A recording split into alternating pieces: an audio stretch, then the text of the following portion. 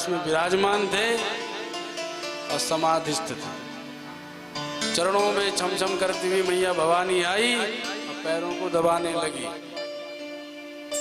भगवान ने नेत्र नहीं खोले, पर इतने में श्री नारद जी का आगमन हो गया। नारायण नारायण नारायण नारायण नारायण नारायण श्रीमन नारायण नारायण नारायण नारायण नारायण नारायण लक्ष्मी नारायण नारायण नारायण लक्ष्मी नारायण नारायण नारायण ओ नारायण नारायण नारायण नारायण नारायण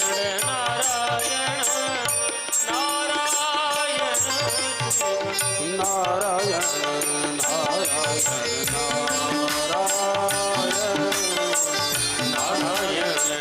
नारायण नारायण भजमन नारायण नारायण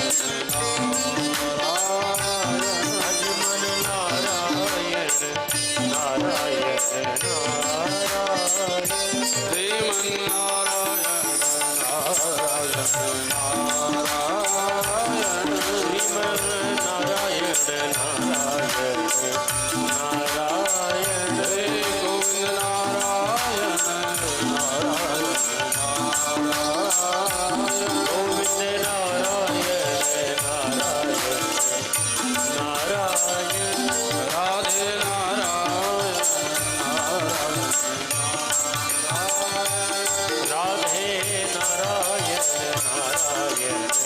नारायण नारायण नारायण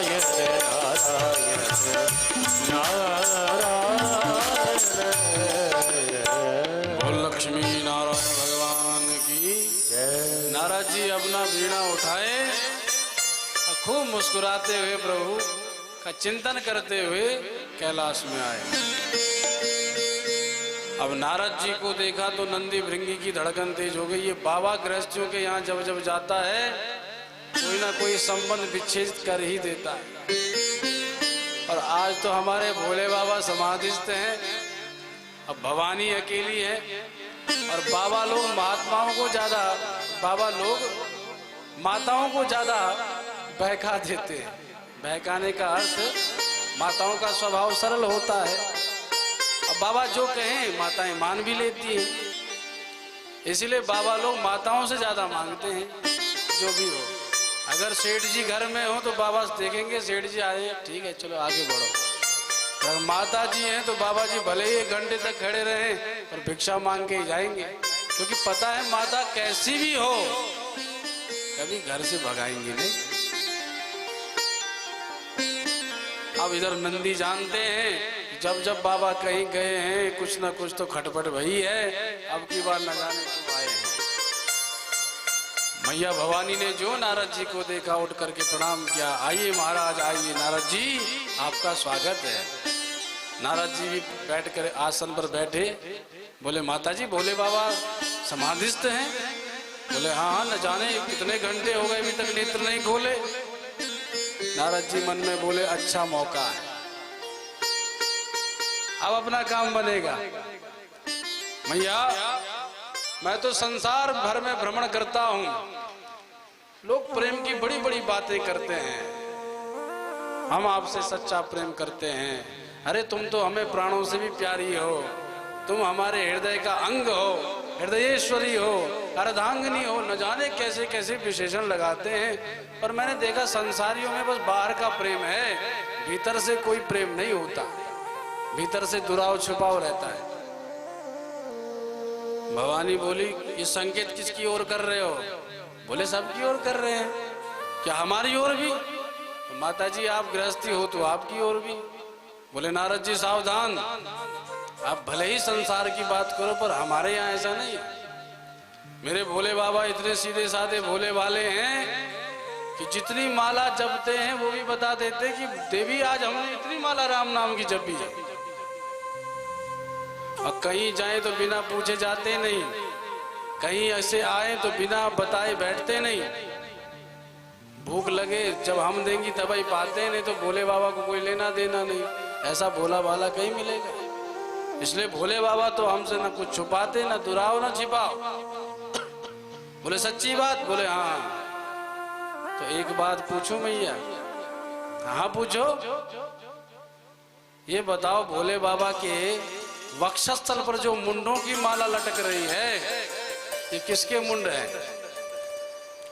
अब भवानी ने खूब जोर मारा अपनी बुद्धि पर, तो कुछ याद नहीं आया। भोले बाबा ने मुझे बताया भी नहीं और न मैंने कभी पूछा। जब 5-10 मिनट हो गए तो नारद जी बोले, क्यों देवी माता जी आप कहती क्यों नहीं, किसकी मुंड माला है? बोले सच्ची बात बताएं बाबा? हाँ बताओ। बोले मैं भी नहीं जानती है किसके मुंड माला है। अब तो खूब जोर से ठाका मार के नारद जी ऐसे, माता जी इसीलिए कह रहा था संसार में दिखावे का प्रेम है, सच्चा प्रेम दिखाई नहीं देता कहीं। अब माता जी भी क्या कहें। अच्छा माता जी आप उदास ना हो, नहीं बताया होगा, आवश्यकता भी क्या है। लेकिन एक बात बता दूं, जहाँ सच्चा प्रेम होता है वहाँ बिना पूछे भी बताया जाता है। और आप तो ऐसी अर्धांगिनी हो कि भोले बाबा के लिए आपने अपने पिता का राजभवन त्याग दिया और कहा ये बाबा के साथ जंगलों में घूम रही हो, वनांचलों में घूम रही हो, कभी शमशान में चली जाती हो। खूब महाराज ऐसी ऐसी बातें कही, पर माता तो मूक है क्योंकि बोल नहीं पा रही, निरुत्तर हो चुकी है। नारद जी ने ऐसी ऐसी बातें सुनाई, खोपड़ी गर्म हो गई माँ भवानी की। अब भवानी माँ कुछ बोले नहीं। नारद जी बोले, माता जी आपसे बहुत अच्छा सत्संग हो रहा है। इतने में भोले बाबा के नेत्र खुल गए। बोलो शंकर भगवान की जय।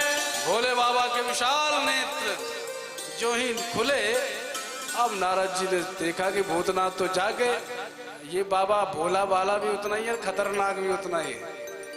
जब तक भोला बाला बना रहे तब तक ठीक है, और जहां महाराज टेढ़ी भ्रिकुटी करी तो प्रलय हो जाता है।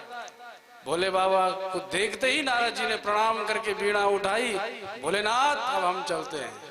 भोले बाबा बोले, अरे नारद जी आप तो अभी आए हो, तनिक बैठो तो सही। भोले बाबा से नारद जी मुस्कुरा के बोले, बाबा बैठ के क्या करेंगे, जिस काम हेतु आए थे वो तो हो ही गया, इसलिए हम पुनः मिलेंगे। यो कहते हुए नारद जी चले गए। पर जब भोले बाबा ने भवानी की ओर देखा तो आश्चर्य में पड़ गए। भवानी सदा प्रसन्नचित रहने वाली आज तो महाराज गुस्से से गाल फुला के बैठी है। अरे देवी क्या हो गया? कुछ ना बोले, खूब मनाने लगे भोले बाबा, देवी आप बताओ हमसे कोई त्रुटि रह गई, अपराध हो गया? पर भवानी कुछ बोली नहीं। अब भगवान शिव भी समझ गए, नारद जी गए हैं तो कुछ ना कुछ तो बात भई है। अब क्या कैसे पूछे? खूब मनाया भोले बाबा ने।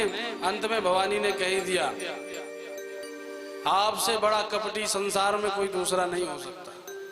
भोले बाबा बोले, हम जैसा कपटी? अरे देवी हमने ऐसा कौन सा कपट कर दिया? बोले कपट ही तो है, मुंड माला धारण करते हो, पर कभी बताया कि ये मुंड किसके हैं? बोले तुमने पूछा नहीं सो हमने बताया नहीं। अपने राम को जितना पूछो हम उतना ही बताते हैं। तो बोले आप महाकपटी हैं, कम से कम पत्नी को तो बताना चाहिए। तो देवी अगर सुनना चाहती तो आप बता देते हैं। हाँ बताओ। बोले ये सब मुंड तुम्हारे ही हैं। जब जब तुम्हारा जन्म हुआ और तुमने देह त्याग किया, तुम्हारे मुंड को मैंने माला में पिरो करके प्रेम स्वरूप में अपने हृदय पर चिपकाए रखा। इतना हम आपसे प्रेम करते हैं। भवानी बोली, मेरे सिर हैं?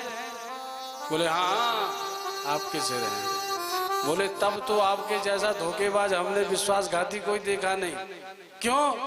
बोले इसलिए क्योंकि हम मरते रहते हैं, आप काहे को जी रहे हो?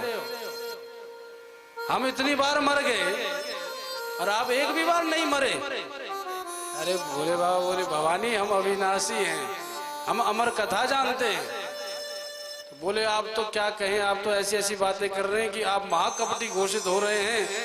न तो आपने हमको अमर कथा सुनाई, ये मरना हमारे पीछे छोड़ दिया, हम मरते जा रहे हैं, आप अविनाशी बन के बैठे हो। ये कैसा प्रेम आपका? भाई प्रेम तो तब सुदृढ़ हो, प्रेम तो तब माना जाए जब आप भी अविनाशी तो हम भी अविनाशी। बोले बाबा, बोले अगर अविनाशी बनना चाहती तो हम आपको अमर कथा सुनाते।